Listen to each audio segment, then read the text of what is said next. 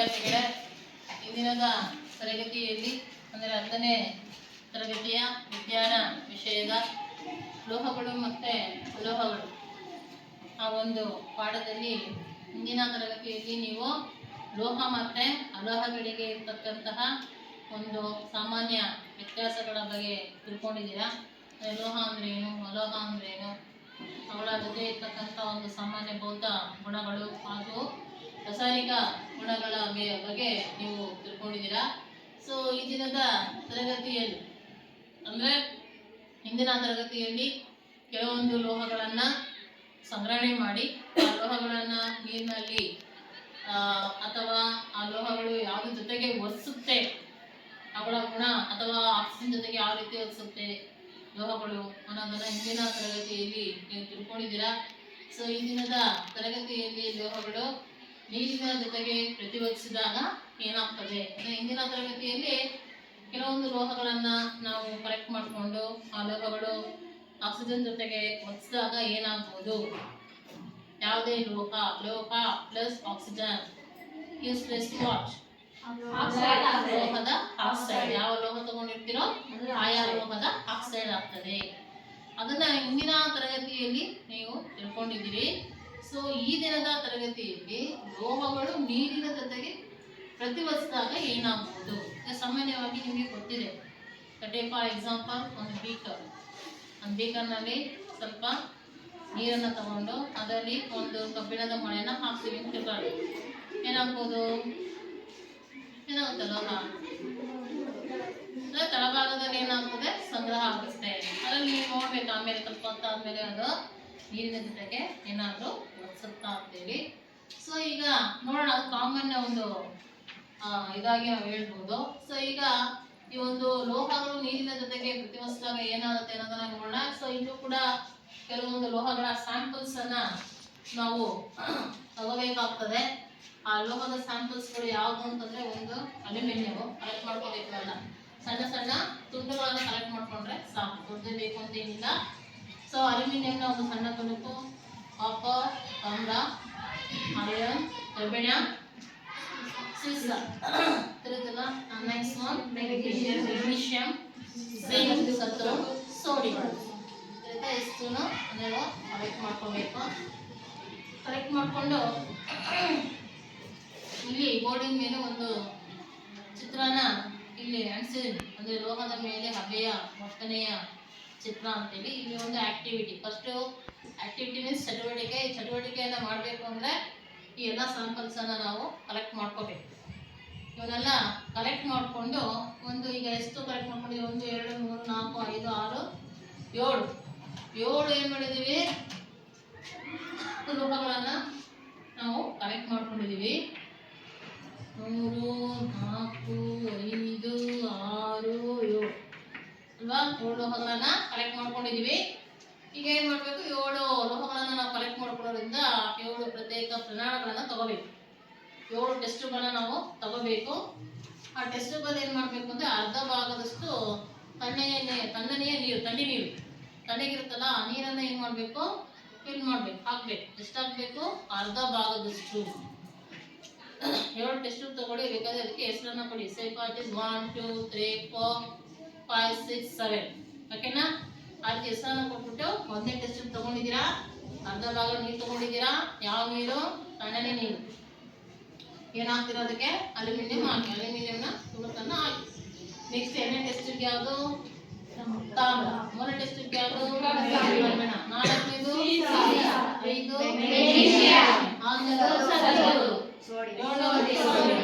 ಒಂದೇದನ್ನ ನೀವು ಮಾಡ್ಬೇಕು. ಏನ್ ಮಾಡ್ಬೇಕು, ಯಾವ ಲೋಹ ತಣ್ಣೀರಿನ ಜೊತೆಗೆ ಪ್ರತಿವರ್ತಿಸುತ್ತೆ ಆಯ್ತಾ.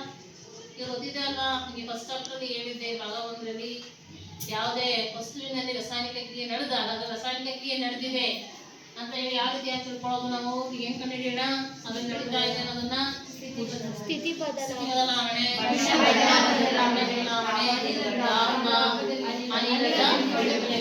ಹೌದಲ್ವಾ. ಸೊ ಈಗ ತಣ್ಣೀರಲ್ಲಿ ಅದನ್ನು ಹಾಕಿದ್ದೀವಿ, ಹಾಕಿ ನೋಡಿದ ತಕ್ಷಣ ಏನು ಮಾಡಬೇಕಪ್ಪ ಅಂದರೆ ಅದರಲ್ಲಿ ನೀವು ಗಮನಿಸ್ಬೇಕು ಯಾವ ಒಂದು ಲೋಹ ಅತಿ ಫಾಸ್ಟ್ ಆಗಿ ವಿಗರಸ್ ಆಗಿ ಕ್ಷಿಪ್ರವಾಗಿ ಏನಾಗ್ತಾ ಇದೆ, ತಣ್ಣೀರಿನ ಜೊತೆಗೆ ಒರೆಸ್ತಾ ಇದೆ. ಅದನ್ನ ನೀವು ಬರ್ಕೋಬೇಕು, ಒಂದು ಆರ್ಡರ್ಲಿ ಬರ್ಕೋಬೇಕು. ಆಯ್ತಾ? ಎರಡನೇದು, ನೀರಿನಲ್ಲಿ ಹಾಕಿದ ತಕ್ಷಣ ಯಾವ ಒಂದು ಲೋಹಗಳು ನೀರಿನಲ್ಲಿ ಹಾಕಿದ ತಕ್ಷಣ ಅಲ್ಲೇನಾದ್ರು ಬೆಂಕಿ ಹೊತ್ಕೊಂಡು ಸ್ಫೋಟ ಆಯ್ತಾ ಅಥವಾ ಬೆಂಕಿ ಹೊತ್ಕೊಂಡು ಉರಿತಾ? ಎರಡನೇ ಪಾಯಿಂಟ್, ನೀವು ಏನಾರ ನೋಟ್ ಮಾಡಬೇಕು ಈ ಒಂದು ಆಕ್ಟಿವಿಟಿನ ಮಾಡಬೇಕಾದ್ರೆ. ಈ ಆಕ್ಟಿವಿಟಿಗೆ ನೋಡಿ, ಇಲ್ಲಿ ತಗೊಂಡಿದ್ದಾರೆ ಒಂದು ಬಾನ್ಸನ್ ಬರ್ನರ್ ಅಥವಾ ಮದ್ಯಪಾನ ದೀಪವನ್ನ ಮಧ್ಯಸಾರ ದೀಪನ ನೀವು ತಗೋಬಹುದು. ಆ್ಯಂಡ್ ನೆಕ್ಸ್ಟ್ ಇದು ಆಧಾರ ಸ್ತಂಭ, ಸರಿತಾ? ನೆಕ್ಸ್ಟ್ ಇದು ಒಂದು ಗ್ಲಾಸ್ ಬೇಸಿನ್, ಇದರಲ್ಲೂ ಕೂಡ ಒಂದು ಟೆಸ್ಟ್ ಇದೆ, ಸರಿತಾ? ಇದು ಕೂಡ ಒಂದು ಆಧಾರ ಸ್ತಂಭ. ನೆಕ್ಸ್ಟ್ ಹೇಳ್ತೀನಿ ಇದನ್ನ. ಈಗ ಎರಡನೇ ಕ್ವಶನ್ ಏನು, ಯಾವ ಲೋಹನ ನೀರಿನಲ್ಲಿ ಹಾಕಿದ ತಕ್ಷಣ ಬೆಂಕಿ ಹೊತ್ಕೊಂಡು ಉಳಿತಾ, ಸ್ಫೋಟ ಏನಾದ್ರು ಆಯ್ತಾ ಅನ್ನೋದು ನೋಟ್ ಮಾಡ್ಬೇಕಷ್ಟೇ ನೀವು, ಆಯ್ತಾ? That is number 2. Next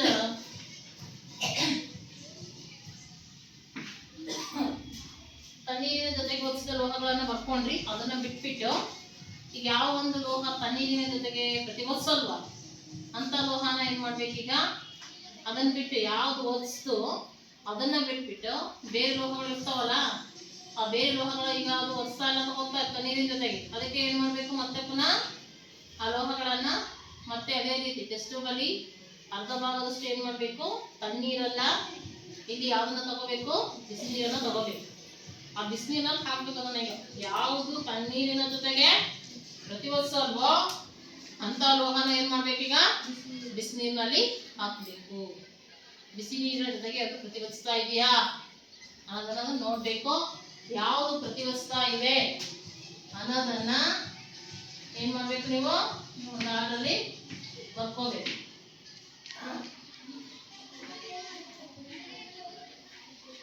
next ತಣ್ಣೀರಿನ ಜೊತೆಗೆ ಆಯ್ತು, ಬಿಸಿ ನೀರಿನ ಜೊತೆಗೆ ಆಯ್ತು. ನೆಕ್ಸ್ಟ್ ಈಗ ಕೆಲವೊಂದು ಲೋಹಗಳು ಏನಾಗಲ್ಲ, ಬಿಸಿ ನೀರಿನ ಜೊತೆಗೂ ಪ್ರತಿವರ್ತಿಸಲ್ಲ, ಅದಲ್ವಾ?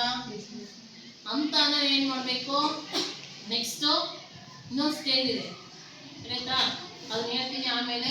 ಅದಕ್ಕಿಂತ ಮುಂಚೆ ಕೆಲವೊಂದು ಲೋಹಗಳನ್ನ ನೀವು ನೀರಿನಲ್ಲಿ ಹಾಕಿದಾಗ ಸ್ವಲ್ಪ ಹೊತ್ತಿನ ನಂತರ ಆ ಲೋಹಗಳು ಏನಾಗ್ತದೆ, ನೀರಿನ ಮೇಲೆ ತೇಲ್ತದೆ. ಗಮನಿಸ್ಬೇಕು, ಅದನ್ನ ಹಾಕಿದ ತಕ್ಷಣ ಏನಾಗಲ್ಲ, ಅದು ತೇಲಲ್ಲ. ಅದನ್ನ ಆ ಲೋಹದ ತುಂಡನ್ನ ನೀರಿನಲ್ಲಿ ಹಾಕಿ ಸ್ವಲ್ಪ ಸಮಯದ ನಂತರ ಏನಾಗ್ತದೆ, ಅದು ನೀರಿನ ಮೇಲೆ ತೇಲಿಕ್ಕೆ ಪ್ರಾರಂಭ ಆಗ್ತದೆ. ಅದು ಯಾವುದು ಅನ್ನೋದನ್ನ ನೋಟ್ ಮಾಡ್ಕೋಬೇಕು, ತಿಳಿತಾ? ನೆಕ್ಸ್ಟ್ ಲಾಸ್ಟ್ ಒನ್, ಯಾವ ಒಂದು ಲೋಹ ಬಿಸಿ ನೀರಿನ ಜೊತೆಗೆ ಹಾಗೂ ತಣ್ಣೀರಿನ ಜೊತೆಗೆ ಪ್ರತಿವರ್ಸಲ್ವೋ, ತಣ್ಣೀರಲ್ಲಿ ಹಾಕಿದ್ವಿ ಪ್ರತಿವರ್ಸಲಿಲ್ಲ, ನೆಕ್ಸ್ಟ್ ಅದನ್ನೇ ಏನ್ ಮಾಡಿದ್ವಿ, ಮತ್ತೆ ಪುನಃ ಆ ತಣ್ಣೀರನ್ನ ಚೆಲ್ಲಬಿಟ್ಟು ಅರ್ಧ ಭಾಗದಷ್ಟು ಬಿಸಿ ನೀರನ್ನ ಹಾಕಿದ್ವಿ, ಬಿಸಿ ನೀರಿನಲ್ಲಿ ಆ ಲೋಹನ ಹಾಕಿದ್ವಿ, ಅದ್ರ ಜೊತೆಗೂ ಏನಾಗಲಿಲ್ಲ, ಅದು ಪ್ರತಿವರ್ಸಲಿಲ್ಲ. ಈಗ ಅದನ್ನ ಏನ್ ಮಾಡ್ಬೇಕು, ಹಬೆಯನ್ನ ಹಾಯಿಸ್ಬೇಕು ಅದ್ರ ಮೇಲೆ. ಅದನ್ನ ಏನ್ ಮಾಡ್ಬೇಕು, ಅದ್ರ ಮೇಲೆ ಹಬೆಯನ್ನ ಹಾಯಿಸ್ಬೇಕು.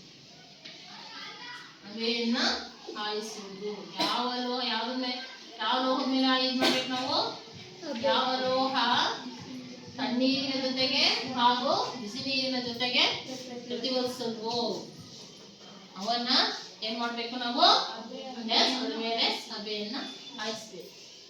ಈಗ ಇಷ್ಟಕ್ಕೂ ಆನ್ಸರ್ ಯಾವ್ದು ಅನ್ನೋದನ್ನ ನೋಡೋಣ. ಕರೆಕ್ಟ್ ಮಾಡ್ಕೊಂಡಿರೋದು ಇಷ್ಟು ಮೆಟಲ್ಸ್ ನಾವು, ಅದಲ್ವಾ? Aluminium, copper, iron, black, magnesium, zinc and sodium. ಆಯ್ತಾ? ಒಂದೊಂದಾಗಿ ನೋಡೋಣ. ಈಗ ತಣ್ಣೀರಿನ ಜೊತೆಗೆ ಪ್ರತಿವರ್ತಿಸತಕ್ಕಂಥ ಲೋಹಗಳು ಯಾವ? ತಣ್ಣೀರಿನ ಜೊತೆಗೆ ಪ್ರತಿವರ್ತಿಸತಕ್ಕಂಥ ಲೋಹಗಳು ಈಗ ಹೇಳಿ ನೋಡೋಣ. ಯಾವ ಒಂದು ಲೋಹ ತಣ್ಣೀರಿನ ಜೊತೆಗೆ ಪ್ರತಿವರ್ತಿಸಬಹುದು ಅಂತ ನೋಡಿದೀವಲ್ಲ, ಒಟ್ಟು ಸ್ಯಾಂಪಲ್ಸ್. ಅಷ್ಟರಲ್ಲಿ ಯಾವ ಒಂದು ಲೋಹ ತಣ್ಣೀರಿನ ಜೊತೆಗೆ ಪ್ರತಿವರ್ತಿಸಬಹುದು?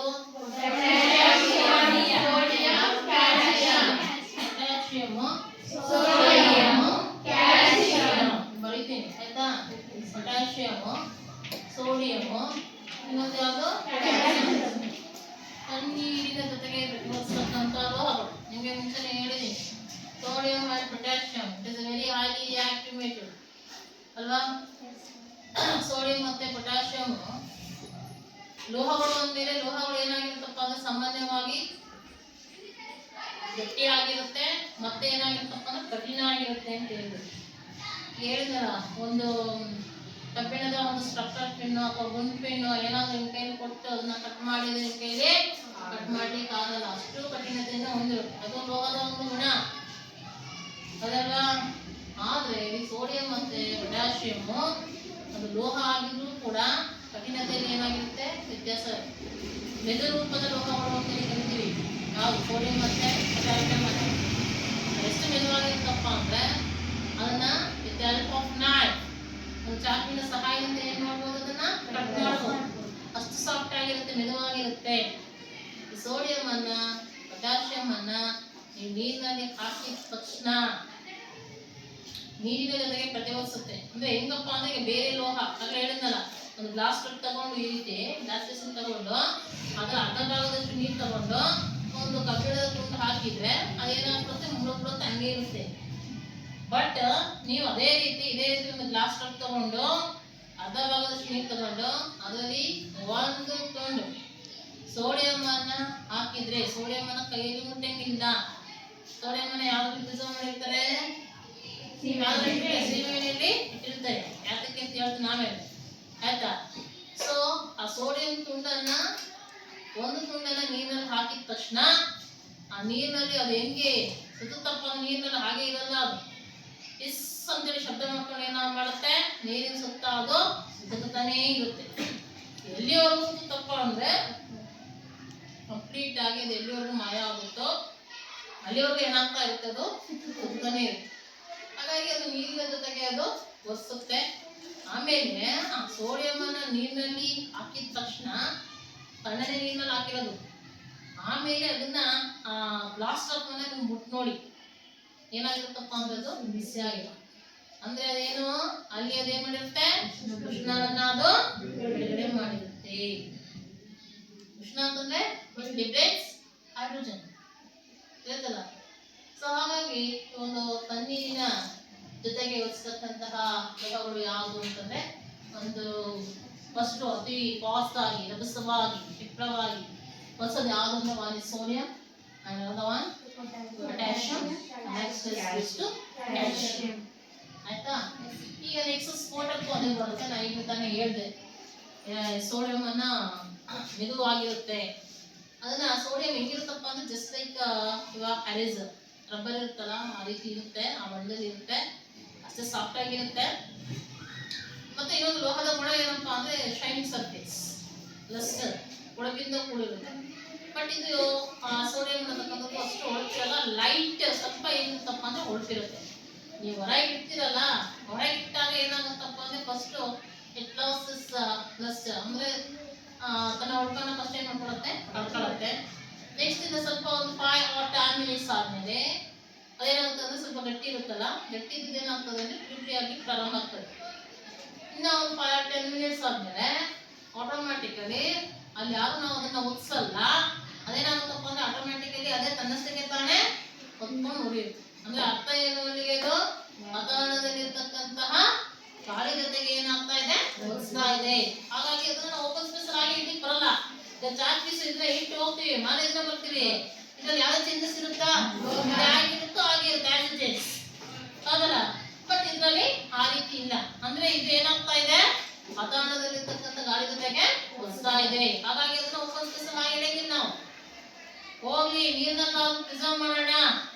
ನೀರಿನ ಜೊತೆ ಹೇಳ್ದೆ ನಾನು ಏನಾಗುತ್ತೆ, ನೀರಿನಲ್ಲಿ ಹಾಕಿದ್ರೆ ಅದನ್ನ ಅಂತ ಹೇಳಿ ನೀರಿನ ಜೊತೆಗೆ ಇನ್ನೂ ಏನಾಗುತ್ತದೋ ಕ್ಷಿಪ್ರವಾಗಿ ಒತ್ಸುತ್ತೆ, ನೀರಿನ ಜೊತೆ ಒತ್ಸುತ್ತೆ, ಹೊರಗಿಡಕ್ಕಾಗಲ್ಲ, ಹೊರಗಿಟ್ರೆ ಅದ್ರ ಜೊತೆಗೆ ಒತ್ಸುತ್ತೆ.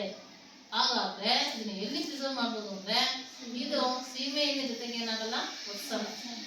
ನೀರು ಹಾಗೂ ಗಾಳಿಯ ಜೊತೆಗೆ ಸೋಡಿಯಂ ಒತ್ಸುತ್ತೆ, ಆದ್ರೆ ಸೀಮೆ ಎಣ್ಣೆ ಜೊತೆಗೆ ಏನಾಗಲ್ಲ, ಅದು ಒತ್ಸಲ್ಲ. ಹಾಗಾಗಿ ಅದನ್ನ ಯಾವುದರಲ್ಲಿ ಸಂರಕ್ಷಣೆ ಮಾಡಿರ್ತಾರಪ್ಪ ಅಂತಂದ್ರೆ ಸೀಮೆ ಎಣ್ಣೆಗೆ ಅದನ್ನ ಸಂರಕ್ಷಣೆ ಮಾಡಿರ್ತಾರೆ. ಹಾಗಾಗಿ ಅದಕ್ಕೆ ನಾನು ಹೇಳಿದ್ದು ಆ ಸೋಡಿಯಂ ಅನ್ನ ಹೊರತಿದ್ದಾಗ ಅದನ್ನ ಹೆಲ್ಪ್ ಆಫ್ ಫಿಲ್ಟರ್ ಪೇಪರ್ ಅಲ್ಲಿ ಪ್ರೆಸ್ ಮಾಡಿಬಿಟ್ಟು ಕಟ್ ಮಾಡಿ ಕೈಯಲ್ಲಿ ಮುಟ್ಟಬಾರ್ದು. ಯಾಕೆ ಮುಟ್ಟಬಾರ್ದಪ್ಪ ಅಂದ್ರೆ ಕೈಯಲ್ಲಿ ಮುಟ್ಟಿದ್ರೆ ಅಲ್ಲಲ್ಲಿ ಏನಾಗ್ತದೆ ಮೊದಲು ಬರ್ಬೋದು. ಹಾಗಾಗಿ ಸಾಫ್ಟ್ ಕೋರ್ಸಸ್ ಇಟ್ಕೊಂಡು ಏನು ಮಾಡಬೇಕು ಹಾಕ್ಬೇಕು. ಸೊ ಅದನ್ನ ನೀರಲ್ಲಿ ಹಾಕಿದ ತಕ್ಷಣ ಸ್ಫೋಟ ಆಗ್ತಕ್ಕಂಥದ್ದು ಯಾವ್ದಾಗಾದ್ರೆ ಸೋಡಿಯಂ ಆಗಿರ್ಬೋದು, ತಿಳಿತಲ್ಲ ಒಂದು ಕ್ಯಾಲ್ಸಿಯಂ ಆಗಿರ್ಬೋದು. ಸರಿ, ಈಗ ನೆಕ್ಸ್ಟ್ ಮೂರನೇದು ಯಾವುದು? ಬಿಸಿ ನೀರು. ತಣ್ಣೀರಿನ ಜೊತೆಗೆ ಯಾವ್ದು ಪ್ರತಿವರ್ತಿಸಲ್ವೋ ಅಂತದನ್ನ ಏನ್ ಮಾಡ್ಬೇಕು ಅಂತ ಹೇಳಿದೆ, ಬಿಸಿನೀರನ್ನ ಹಾಕ್ಬೇಕು. ಅದೇ ಟೆಸ್ಟ್ ಬಳಿ ತಣ್ಣೀರನ್ನ ಚೆಲ್ಬಿಟ್ಟು ಅರ್ಧ ಭಾಗ ಏನ್ ಮಾಡ್ಬೇಕು, ಬಿಸಿನೀರನ್ನ ಹಾಕಿ ಆ ಬಿಸಿನೀರಿನಲ್ಲಿ ಆ ಲೋಹನ ಹಾಕ್ಬೇಕು. ಯಾವ್ದು ಪ್ರತಿವರ್ತಿಸಬಹುದು ಬಿಸಿನೀರಿನ ಜೊತೆಗೆ? ಎಸ್, ಯಾವುದು? Magnesium, calcium. ಹೌದಲ್ವಾ? ಅಷ್ಟು ಲೋಹಗಳಲ್ಲಿ ಯಾವ ಲೋಹ ಬಿಸಿ ನೀರಿನ ಜೊತೆಗೆ ಒಡ್ಸ್ಬೋದಪ್ಪ ಅಂತಂದ್ರೆ ಮೆಗ್ನೀಷಿಯಂ, ಕ್ಯಾಲ್ಸಿಯಂ. ಇದು ತಣ್ಣೀರಿನ ಜೊತೆಗೆ ಹಾಕಿದ್ವಿ. ತಣ್ಣೀರಿನಲ್ಲಿ ಅಥವಾ ತಣ್ಣೀರಿನಲ್ಲಿ ಅದು ಪ್ರತಿವರ್ತಿಸ್ತಾ ಇದೆ ಅಂತಂದ್ರೆ ಏನ್ ಗೊತ್ತಾಗೋದು ನಮ್ಗೆ? ಒಂದು ಏನಾದ್ರು ಸುತ್ತ ಓಡಾಡೋದು, ಅದು ಯಾವ್ದಲ್ಲಾಯ್ತು? ಸೋಡಿಯಂ ಆಯ್ತು. ಇಲ್ಲ ಏನ್ ಮಾಡ್ಬೋದು, ಬಬಲ್ಸ್ ಬರ್ಬೋದು. ಬಬಲ್ಸ್ ಮೀನ್ಸ್ ಗುಳ್ಳೆಗಳು. ನೀರಿನ ಜೊತೆಗೆ ಒಡ್ಸೋದು ಏನಾಗುತ್ತೆ ಗೊತ್ತಾಗ್ಬೇಕಲ್ಲ. ನೀರಿನ ಜೊತೆಗೆ ಒಡ್ಸ್ತಾ ಇದೆ ಹೆಂಗ್ ಗೊತ್ತಾಗುತ್ತೆ ನಮ್ಗೆ? ನಾನು ಹೇಳಿದ್ದಲ್ಲ, ರಾಸಾಯನಿಕ ಕ್ರಿಯೆ ನಡೆದಾಗ ಅದು ಏನಾದ್ರೂ ಒಂದು ಬದಲಾವಣೆ ಆಗ್ಬೇಕು ಅಲ್ವಾ? ಸೊ ಇನ್ನು ನಾವು ಯಾವ ರೀತಿ ಗಮನಿಸ್ತೀವಪ್ಪ ಅಂದ್ರೆ ಅಲ್ಲಿ ಯಾವುದೇ ರೀತಿಯಾದಂತ ಬಬಲ್ಸ್ ಬರಲಿಲ್ಲ. ಅದೇ ನಾವು ಅದೇ ಒಂದು ಕ್ಯಾಲ್ಸಿಯಂ ಮೆಗ್ನೀಷಿಯಂ ಅನ್ನ ಬಿಸಿನೀರಲ್ಲಿ ಹಾಕಿದ್ವಿ. ಹಾಕಿದ ತಕ್ಷಣ ಏನಾದ್ರು ಅಲ್ಲಿ ಗುಳ್ಳೆಗಳು ಬರಲಿಕ್ಕೆ ಪ್ರಾರಂಭ ಆಗುತ್ತೆ. ಅಲ್ಲಿ ನಾವು ಅರ್ಥ ಮಾಡ್ಕೊಂಡ್ವಿ ಅಂದ್ರೆ ಅದು ಲೋಹ ಯಾವ ಜೊತೆಗೆ ಒಡ್ಸ್ತಾ ಇದೆ? ಬಿಸಿ ನೀರಿನ ಜೊತೆಗೆ ಒಡ್ಸ್ತಾ ಇದೆ. ಹಾಗಾದ್ರೆ ಬಿಸಿ ನೀರಿನ ಜೊತೆಗೆ ಪ್ರತಿವರ್ತಿಸಿದ ಲೋಹಗಳು ಯಾವುದು? ಇನ್ನೊಂದು ಕ್ಯಾಲ್ಸಿಯಂ. ಓಕೆನಾ?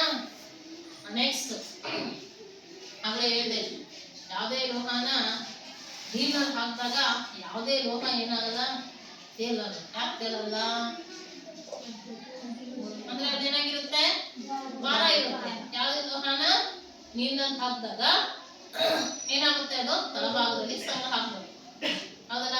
ಬಟ್ ಇಲ್ಲಿ ನಾ ಕೇಳಿದ ಕ್ವಶನ್ ಏನು, ಯಾವ ಲೋಹನ ನೀರಿನಲ್ಲಿ ಹಾಕಿದಾಗ, ನೀರಿನಲ್ಲಿ ಹಾಕಿದ ತಕ್ಷಣ ಅಂತ ನಾನು ಕೇಳಿಲ್ಲ, ನೀರಿನಲ್ಲಿ ಹಾಕಿ ಸ್ವಲ್ಪ ಸಮಯದ ನಂತರ ಏನಾಯ್ತದೋ ತೇಲಿಕ್ಕೆ ಪ್ರಾರಂಭ ಆಯಿತು. ಯಾವುದು? ಮತ್ತೆ ಹೇಗೆ? ಮೆಗ್ನೀಷಿಯಂ ಮತ್ತೆ ಕ್ಯಾಲ್ಸಿಯಂ. ಓಕೆ, ಯಾಕೆ ಮೆಗ್ನೀಷಿಯಂ ಮತ್ತೆ ಕ್ಯಾಲ್ಸಿಯಂ ನೀರಿನಲ್ಲಿ ಹಾಕಿದ ತಕ್ಷಣ ಅದು ತೇಲಿಕ್ಕೆ ಪ್ರಾರಂಭ ಆಯಿತು? ಯಾಕೆ ಪ್ರಾರಂಭ ಆಯ್ತು? ತೇಲ್ಬೇಕು ಅಂದ್ರೆ ಒಂದು ಕಾರಣ ಬೇಕಲ್ವಾ? ಹೌದಲ್ವಾ? ನೀವೇ ಹೇಳಿದ್ರಿ ಈಗ ಬಿಸಿನೀರಿನಲ್ಲಿ ಪ್ರತಿವರ್ತಿಸಿದ ಲೋಹಗಳು ಯಾವುದು ಅಂತಂದ್ರೆ calcium and another one magnesium. ಬಿಸಿ ನೀರಿನ ಜೊತೆಗೆ ಪ್ರತಿವರ್ತಿಸಿದಾಗ ಏನು ಉತ್ಪತ್ತಿ ಆಯ್ತು ಅಂತ ಹೇಳಿದೆ? ಗುಳ್ಳೆಗಳು ಅಲ್ವಾ? ಆ ಗುಳ್ಳೆಗಳು ಏನಾಯ್ತು ಅಂದ್ರೆ ಎಲ್ಲೋ ಅಂಟ್ಕೊಳ್ಳೋದು.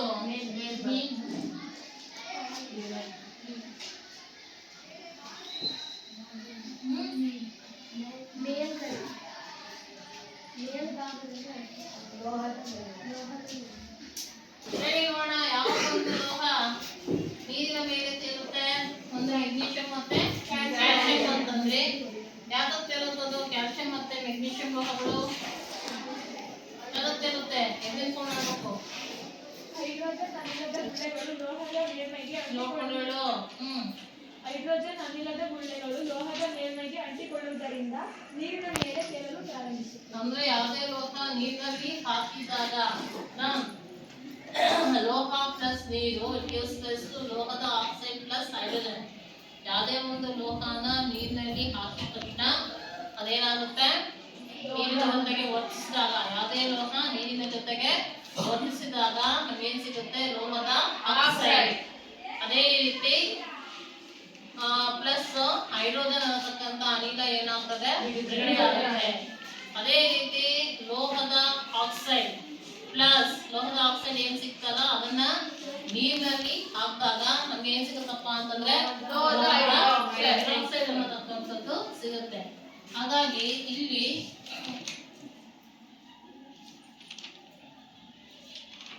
ಈ ಲೋಹನ ನೀರಿನಲ್ಲಿ ಹಾಕಿದಾಗ ಅಂದ್ರೆ ಮೆಗ್ನೀಷಿಯಂ ಮತ್ತೆ ಕ್ಯಾಲ್ಸಿಯಂ ನೀರಿನಲ್ಲಿ ಹಾಕಿದಾಗ ಅವೇನಾಗುತ್ತಪ್ಪ ಅಂತಂದ್ರೆ ಆಗ ಹೇಳಿದ್ರಿ ನೀವು ಅದು ತಣ್ಣೀರಿನ ಜೊತೆಗೆ ಒರೆಸಲ್ಲ, ಬಿಸಿ ನೀರಿನ ಜೊತೆಗೆ ಒರೆಸುತ್ತೆ ಅಂತ ಹೇಳ್ಬಿಟ್ಟು. ಸೊ ಹಾಗಾಗಿ ನೀರಿನಲ್ಲಿ ಹಾಕಿದ ತಕ್ಷಣ ಯಾವ ಒಂದು ಅನಿಲ ಬಿಡುಗಡೆ ಆಗುತ್ತಪ್ಪ ಅಂದ್ರೆ ಹೈಡ್ರೋಜನ್ ಅನ್ನತಕ್ಕಂಥ ಅನಿಲ ಬಿಡುಗಡೆ ಆಗ್ತದೆ. ಆ ರೀತಿ ಬಿಡುಗಡೆ ಆದಾಗ ಹೆಂಗ್ ಬಿಡುಗಡೆ ಆಗುತ್ತೆ ಅಂತಂದ್ರೆ ಯಾವ ರೀತಿ ನಾವು ಗಮನಿಸ್ಬೋದಪ್ಪ ಅಂದ್ರೆ ಅಲ್ಲಿ ಗುಳ್ಳೆಗಳು ಏನಾಗ್ತದೆ ಬರ್ಲಿಕ್ಕೆ ಪ್ರಾರಂಭ ಆಗ್ತದೆ. ಆ ಗುಳ್ಳೆಗಳು ಏನು ಹೊರಗಡೆ ಬಂತಲ್ಲ, ಹೈಡ್ರೋಜನ್ ಅನಿಲ ಬಿಡುಗಡೆ ಆಯ್ತಲ್ಲ, ಬಿಡುಗಡೆ ಆದಂತ ಒಂದು ಅನಿಲದ ಗುಳ್ಳೆಗಳು ಹೊರಗೆ ಬಂದು ಯಾವ್ದ್ರ ಮೇಲೆ ಸಂಗ್ರಹ ಆಗುತ್ತಪ್ಪ ಅಂತಂದ್ರೆ ಆ ಒಂದು ಲೋಹದ ಮೇಲ್ಮೈ ಮೇಲೆ, ಯಾವ್ದು ಮೆಗ್ನೀಷಿಯಂ ಮತ್ತೆ ಕ್ಯಾಲ್ಸಿಯಂನ ಮೇಲ್ಮೈ ಮೇಲೆ ಏನಾಗ್ತದೆ ಅಂತಂದ್ರೆ ಅದು ಅಂಟ್ಕೊಳ್ಳುತ್ತೆ. ಹಾಗಾಗಿ ಅಂಟ್ಕೊಳ್ಳೋದ್ರಿಂದ ಏನಾಗ್ಬೋದು, ಹಗುರ ಆಗ್ಬೋದು. ಹಾಗಾಗಿ ಏನಾಗ್ತದೆ ಅಂತಂದ್ರೆ ಅದು ನೀರಿನ ಮೇಲೆ ಏನಾಗ್ತದೆ ಅಂದ್ರೆ ತೇಲಿಕ್ಕೆ ಪ್ರಾರಂಭ ಆಗ್ತದೆ. ಅದೇ ರೀತಿ ನೋಡಿ ಇಲ್ಲಿ ಬರೆದಿದ್ದೀನಿ, ಲೋಹ ಯಾವುದೇ ಲೋಹ ಆಗಿರ್ಬೋದು. ನಾವು ತಗೊಂಡಿದ್ದೀರಲ್ಲ 9 ಲೋಹ, 9 ಲೋಹಗಳು ಅಂತ ಏನಲ್ಲ, ಬೇರೆ ಯಾವ ಸಿಗುತ್ತೋ ಯಾವುದೇ ಒಂದು ಲೋಹ ಅದನ್ನ ನೀರಿನ ಜೊತೆಗೆ ಹಾಕಿದಾಗ ಅಥವಾ ಅದು ನೀರಿನ ಜೊತೆಗೆ ಒರೆಸಿದಾಗ ನಮ್ಗೆ ಏನ್ ಸಿಗುತ್ತೆ ಅಂತಂದ್ರೆ ಇಲ್ಲಿ ತಗೊಂಡಿದ್ದೀನಿ ನೋಡಿ ಒಂದು ಎಕ್ಸಾಂಪಲ್ 2K ಅಂದ್ರೆ potassium plus H2O, it gives rise to what? Potassium oxide, potassium hydroxide, ಕರೀತಾರ potassium hydroxide plus H2 hydrogen ಅನಿಲ ಪ್ಲಸ್ ಏನಾಗುತ್ತಪ್ಪ ಅಂದ್ರೆ ಉಷ್ಣಶಕ್ತಿ ಬಿಡುಗಡೆ ಆಗುತ್ತೆ. ಸೊ ನೋಡಿ, ಲೋಹಗಳು ನೀರಿನ ಜೊತೆಗೆ ಪ್ರತಿರೋಧಿಸಿದಾಗ ಲೋಹದ ಆಕ್ಸೈಡ್ ಮತ್ತೆ ಹೈಡ್ರೋಜನ್ ಅನಿಲವನ್ನ ಬಿಡುಗಡೆ ಮಾಡುತ್ತೆ. ಅದೇ ರೀತಿ ಲೋಹದ ಆಕ್ಸೈಡ್ಗಳು ಮತ್ತೆ ಪುನಃ ನೀರಿನಲ್ಲಿ ಕರಗಿದಾಗ ಲೋಹದ ಹೈಡ್ರಾಕ್ಸೈಡ್ಗಳು, ಆದರೆ ಎಲ್ಲಾ ಲೋಹಗಳು ನೀರಿನ ಜೊತೆಗೆ ಏನಾಗಲ್ಲ ಅಂದ್ರೆ ಪ್ರತಿರೋಧಿಸಲ್ಲ. ಇಲ್ಲಿ ಲೋಹದ ಆಕ್ಸೈಡ್ ಏನ್ ಸಿಗ್ತಲ್ಲ, ಆ ಲೋಹದ ಆಕ್ಸೈಡ್ ಅಲ್ಲೇ ಮತ್ತೆ ಪುನಃ ನೀವೇನಾದ್ರೂ ನೀರಿನಲ್ಲಿ ಹಾಕಿದಾಗ, ಫಾರ್ ಎಕ್ಸಾಂಪಲ್ ಈಗ ಒಂದು ಮೆಗ್ನೀಷಿಯಂ ತಗೊಂತೀವಿ, ಆ ಮೆಗ್ನೀಷಿಯಂ ಅನ್ನ ನೀರಿನಲ್ಲಿ ಹಾಕ್ತೀವಿ, ಅದು ಮೆಗ್ನೀಷಿಯಂ ಆಕ್ಸೈಡ್ ಆಗ್ಬೋದು. ಆ ಮೆಗ್ನೀಷಿಯಂ ಆಕ್ಸೈಡ್ ಏನನ್ನ ಕೊಡುತ್ತಪ್ಪ ಅಂತಂದ್ರೆ ನೀರಿನಲ್ಲಿ ಹಾಕಿದ ತಕ್ಷಣ ಮೆಗ್ನೀಷಿಯಂ ಅದೇ ಲೋಹದ ಹೈಡ್ರಾಕ್ಸೈಡ್ ಅನ್ನ ಅದು ಕೊಡ್ತಕ್ಕಂಥದ್ದು. ಲೋಹ ಪ್ಲಸ್ ನೀರು, ಇಟ್ ಗಿವ್ಸ್ ರೈಸ್ ಟು ಲೋಹದ ಆಕ್ಸೈಡ್ ಪ್ಲಸ್ ಹೈಡ್ರೋಜನ್. ಅದೇ ಲೋಹದ ಆಕ್ಸೈಡ್ ಅನ್ನ ಮತ್ತೆ ಪುನಃ ನೀರಿನಲ್ಲಿ ಹಾಕಿದಾಗ ನಮಗೇನ್ ಸಿಗುತ್ತೆ ಅಂದ್ರೆ ಲೋಹದ ಹೈಡ್ರಾಕ್ಸೈಡ್ ಅನ್ನ ತಕ್ಕಂಥದ್ದು ಸಿಗುತ್ತೆ. ಅದೇ ರೀತಿ ಈಗ ಇಲ್ಲಿ ನೋಡಿ, ಈಗ ಇಲ್ಲಿ ಕ್ಯಾಲ್ಸಿಯಂ ಕೂಡ ಬರ್ದಿದ್ದೀನಿ, calcium plus H2O that gives rise to, that is CaOH plus calcium hydroxide plus H2. ಅದೇ ರೀತಿ aluminium plus 3H2O, aluminium reacts with water, it gives rise to Al2O3, that is aluminum trioxide plus 3H2.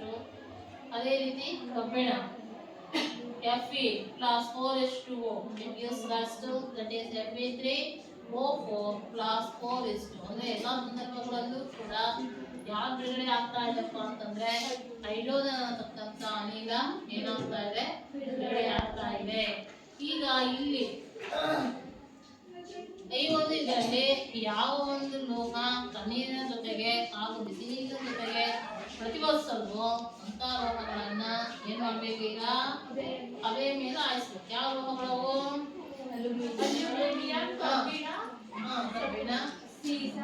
ಕಬ್ಬಿಣ, ಸತು. ನೋಡಿ, ಈ ಒಂದು ಲೋಹಗಳು aluminium ಆಗಿರ್ಬೋದು, ಕಬ್ಬಿಣ ಆಗಿರ್ಬೋದು, ನೆಕ್ಸ್ಟ್ ಒಂದು ಸತು ಆಗಿರ್ಬೋದು. ಅವೇನಾಗಲ್ಲ ಅಂತಂದ್ರೆ ಈ ಕಡೆ ತಣ್ಣೀರಿನ ಜೊತೆಗೂ ಒರೆಸಲ್ಲ, ಬಿಸಿಲಿನ ಜೊತೆಗೂ ಒರೆಸಲ್ಲ. ಅಂತವನ್ನ ಏನ್ ಮಾಡ್ಬೇಕು, ಅದ್ರ ಮೇಲೆ ಹಬೆಯನ್ನ ಹಾಯಿಸ್ಬೇಕು. ನೋಡಿ, ಇಲ್ಲಿ ಇದೆಯಲ್ಲ ಮಧ್ಯಸಾರ ದೀಪ ಅಥವಾ ಬನ್ಸನ್ ಬರ್ನರ್ ಅಂತ ಇರುತ್ತೆ, ಅದು ಇಲ್ಲಿ ಲೋಹದ ಚೂರು. ಈ ಲೋಹದ ಚೂರನ್ನ ನಾವು ಯಾವ್ದು ತಗೋಬಹುದು, ಅಲ್ಯೂಮಿನಿಯಂ ತಗೋಬಹುದು, ಇಲ್ಲ ಜಿಂಕ್ ಸತು ತಗೋಬಹುದು, ಇಲ್ಲ ಕಬ್ಬಿಣ ತಗೋಬಹುದು. ಅದನ್ನ ಇಲ್ಲಿ ಹಾಕ್ಬೇಕು. ಹಾಕ್ಬಿಟ್ಟು ಏನ್ ಮಾಡ್ಬೇಕು, ಅದ್ಮೇಲೆ ಹಬೆಯನ್ನ ಹಾಯಿಸ್ಬೇಕು. ಸೊ ನೋಡಿ, ಇಲ್ಲಿ ಹಬೆಯನ್ನ ಹಾಯಿಸಿದಾಗ ಇಲ್ಲೂ ಕೂಡ ಏನಾಗ್ತಾ ಇದೆ, ಹೈಡ್ರೋಜನ್ ಅನಿಲ ಬಿಡುಗಡೆ ಆಗ್ತಾ ಇದೆ. ಬಿಡುಗಡೆ ಆಗೋದನ್ನ ಯಾವ ಮೂಲಕ ತೋರಿಸ್ತಾ ಇದೀವಿ ಅಂತಂದ್ರೆ ಈ ಅನಿಲದ ಗುಳ್ಳೆಗಳು ಏನಾಗ್ತಾ ಇದೆ, ಬಿಡುಗಡೆ ಆಗ್ತಾ ಇದೆ. ನೋಡಿ, ಇಲ್ಲಿ ಒಂದು ಲೋಹದ ಮೇಲೆ ಏನ್ ಮಾಡ್ತಾ ಇದಾರಪ್ಪ ಅಂದ್ರೆ ಹಬೆಯನ್ನ ಹಾಯಿಸ್ತಾ ಇದ್ದಾರೆ. ಆ ರೀತಿ ಹಬೆಯನ್ನ ಹಾಯಿಸಿದಾಗ ಅದರಲ್ಲಿ ಏನು ಬಿಡುಗಡೆ ಆಗ್ತಾ ಇದಪ್ಪ ಅಂತಂದ್ರೆ ಹೈಡ್ರೋಜನ್ ಅನ್ನತಕ್ಕಂಥ ಒಂದು ಅನಿಲ ಏನಾಗ್ತಾ ಇದೆ, ಇದು ಬಿಡುಗಡೆ ಆಗ್ತಾ ಇದೆ. So, ಆ ರೀತಿಯಾಗಿ ಇಲ್ಲಿ ಲೋಹಗಳು ನೀರಿನ ಜೊತೆಗೆ ಪ್ರತಿವರ್ತಿಸಿದಾಗ ಏನಾಗುತ್ತೆ, ಯಾವ ಒಂದು ಲೋಹ ನೀರಿನ ಜೊತೆಗೆ ಪ್ರತಿವರ್ತಿಸುತ್ತೆ, ಯಾವ ಒಂದು ಲೋಹ ಬಿಸಿ ನೀರಿನ ಜೊತೆಗೆ ಪ್ರತಿವರ್ತಿಸುತ್ತೆ, ಯಾವ ಒಂದು ಲೋಹನ ನೀರಲ್ಲಿ ಹಾಕಿದಾಗ ಸ್ಫುಟ ಆಗುವುದು, ಅದೇ ರೀತಿ ಯಾವ ಒಂದು ಲೋಹಗಳು ನೀರಿನ ಮೇಲೆ ತೇಲ್ತಕ್ಕಂಥದ್ದು, ಇವೆರಡರಲ್ಲೂ ಒದಿಸದೇ ಇರ್ತಕ್ಕಂತಹ ಒಂದು ಲೋಹಗಳು, ತಣ್ಣೀರಿನ ಜೊತೆಗೆ ಹಾಗೂ ಬಿಸಿ ನೀರಿನ ಜೊತೆಗೆ ಪ್ರತಿವರ್ತಿಸದೇ ಇರ್ತಕ್ಕಂತಹ ಲೋಹಗಳು ಯಾವುದಿದ್ರೆ ಅಂತಹ ಲೋಹಗಳನ್ನ ಏನ್ ಮಾಡಬೇಕು, ಹಬೆಯನ್ನ ಹಾಯಿಸ್ಬೇಕು. ಅದೇ ರೀತಿ ಕೆಲವೊಂದು ಲೋಹಗಳು ಇದೆ, ಆ ಲೋಹಗಳು ಏನಾಗ್ತವಪ್ಪ ಅಂತಂದ್ರೆ ಗಾಳಿ ಜೊತೆಗೂ ಕೂಡ ಅತಿ ಶೀಘ್ರವಾಗಿ ಒದಿಸುತ್ತೆ. Like for example that is magnesium ಅನ್ನ ಒಂದು ಸ್ಟ್ರಿಪ್ ಮೆಗ್ನೀಷಿಯಂ ಅನ್ನ ಅಥವಾ ಒಂದು ಮೆಗ್ನೀಷಿಯಂ ವೈರ್ ಅನ್ನ ತಗೊಂಡು ಅಲ್ಫಾ ಫೋರ್ಸಸ್ ಅಂದ್ರೆ ಒಂದು ಕಿತ್ತಳದ ಸಹಾಯದಿಂದ ಇಟ್ಕೊಂಡು ಅದನ್ನ ಮಧ್ಯಸಾಲ ದೀಪದಿಂದ ಕಾಯಿಸಿದಾಗ ಅದೇನಾಗ್ತದಪ್ಪ ಅಂದ್ರೆ ಅತಿ ಪ್ರಕಾಶಮಾನವಾಗಿ ಬಿಳಿ ಜ್ವಾಲೆಯಲ್ಲಿ ಏನಾಗ್ತದೆ, ಅದು ಉರಿಯುತ್ತೆ. ಅದೇ ಇಲ್ಲಿ ಇನ್ನೊಂದನ್ನು ಕೂಡ ನಾವು ಗಮನಿಸ್ಕೋಬಹುದು. ಅಂದ್ರೆ ಇಲ್ಲಿ ಇದನ್ನ ಮಾಡಿಲ್ಲ, ನಾವು ಲಾಸ್ಟ್ ಟೈಮ್ ಹೇಳಿದ್ದೆ, ಯಾವ ಒಂದು ಲೋಹನ ಕಾಯಿಸಿದಾಗ ಆ ಲೋಹದ ಜ್ವಾಲೆ ಬಣ್ಣನ ನೀವು ನೋಡ್ಕೋಬೇಕು. ಎಲ್ಲ ಜ್ವಾಲೆನೂ ಕೂಡ ಒಂದೇ ರೀತಿಯಾಗಿ ಇರಲ್ಲ. ಕೆಲವೊಂದು ಯಾವ ಜ್ವಾಲೆಯನ್ನು ನೀಡ್ಬೋದು, ನೀಲಿ ಜ್ವಾಲೆ, ಕೆಲವೊಂದು ಒಂದು ರೀತಿ ಕೆಂಪು ಹಾಗೂ ಹಳದಿ ಬಣ್ಣದ ಮಿಶ್ರಿತ ಜ್ವಾಲೆ ಇರುತ್ತೆ. ಕೆಲವೊಂದು ಅದರಲ್ಲೂ ಕೂಡ ಎಕ್ಸೆಪ್ಷನಲ್ ಕೇಸ್ ಯಾವುದು ಅಂತಂದ್ರೆ ಮೆಗ್ನೀಷಿಯಂ ನೀಲಿ ಜ್ವಾಲೆಯಲ್ಲೂ ಅಥವಾ ಈ ಒಂದು ಕೆಂಪು ಮಿಶ್ರಿತ ಹಳದಿ ಜ್ವಾಲೆಯಲ್ಲೂ ಉರಿಯಲ್ಲ. ಅದು ಯಾವ ರೀತಿಯಾಗಿ ಉರಿಯುತ್ತಪ್ಪ ಅಂದ್ರೆ ಬಿಳಿ ಬಣ್ಣದಲ್ಲಿ ಉರಿಯುತ್ತೆ, ಮತ್ತೆ ಅಷ್ಟೇ ಪ್ರಕಾಶಮಾನ ಬ್ರೈಟ್ ಆಗಿ ಉರಿತಾ ಇರುತ್ತಲ್ಲ. ಅದು ಆ ರೀತಿ ಉರಿದಾಗ magnesium it reacts with oxygen Mg+O2, it gives rise to that is a MgO, magnesium oxide ಸಿಗ್ತದೆ. ಆ ಮೆಗ್ನೀಷಿಯಂ ಆಕ್ಸೈಡ್ ಏನು, ಅದರ ಬೂದಿ, ಅದು ಉರಿಸಿದಾಗ ಆ ಲೋಹದ ಒಂದು ಬೂದಿ, ಆ ಲೋಹದ ಬೂದಿಯನ್ನು ತಗೊಂಡು ಏನು ಮಾಡಬೇಕು, ಕಲೆಕ್ಟ್ ಮಾಡ್ಕೋಬೇಕು. ಕೆಲವೊಂದು ಲೋಹದ ಏನಾದರೂ ಉರಿದಾಗ ಅದರಿಂದ ಏನಾದರೂ ಆ್ಯಶಸ್ ಬೂದಿ ಏನಾದರೂ ಸಿಕ್ಕಿದ್ರೆ ಅದನ್ನ ಕಲೆಕ್ಟ್ ಮಾಡಿಕೊಂಡು ಏನು ಮಾಡಬೇಕು, ನೀರಿನಲ್ಲಿ ಹಾಕಿ ಅದನ್ನ ಎಲ್ಲ ಲೋಹದ ಆಕ್ಸೈಡ್ಗಳು ನೀರಿನಲ್ಲಿ ಕರಗಲ್ಲ. ಕೆಲವೊಂದು ಲೋಹದ ಆಕ್ಸೈಡ್ಗಳು ಮಾತ್ರ ಏನಾಗ್ತದೆ, ನೀರಿನಲ್ಲಿ ಕರಗುತ್ತೆ. ಅದನ್ನ ನಮಗೆ ಲಾಸ್ಟ್ ಕ್ಲಾಸಲ್ಲಿ ಹೇಳಿದ್ದು. ಸೊ ಈಗ ಇವಿಷ್ಟು ಲೋಹಗಳು ನೀರಿನ ಜೊತೆಗೆ ಪ್ರತಿವರ್ತಿಸಿದಾಗ ಏನಾಗುತ್ತೆ ಅನ್ನತಕ್ಕಂಥದ್ದು. ಅದೇ ರೀತಿ ನೆಕ್ಸ್ಟ್ ಲೋಹಗಳು ಆಮ್ಲಗಳ ಜೊತೆಗೆ ಪ್ರತಿವರ್ತಿಸಿದಾಗ ಏನಾಗ್ತದೆ ಗೊತ್ತಾಯ್ತಾ? ಇದು ಲೋಹಗಳು ನೀರಿನ ಜೊತೆಗೆ ಪ್ರತಿವರ್ತಿಸಿದಾಗ ಏನಾಗುತ್ತೆ ಅಂತಕ್ಕಂಥದ್ದು. ಅದೇ ರೀತಿ ಈಗ ಲೋಹಗಳು ಆಮ್ಲಗಳ ಜೊತೆಗೆ ಪ್ರತಿವರ್ತಿಸಿದಾಗ ಏನಾಗ್ತದೆ, ಏನಾಗ್ಬೋದು, ಲೋಹಗಳು ಆಮ್ಲಗಳ ಜೊತೆಗೆ ಪ್ರತಿವರ್ತಿಸಿದಾಗ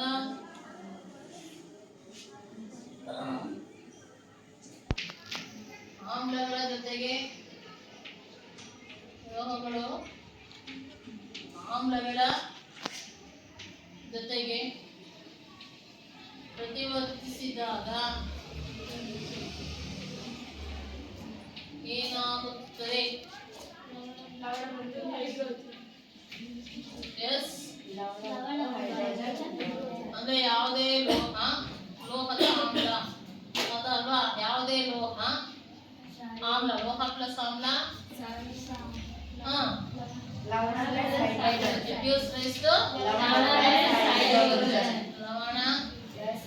ಪ್ಲಸ್ ಹೈಡ್ರೋಜನ್.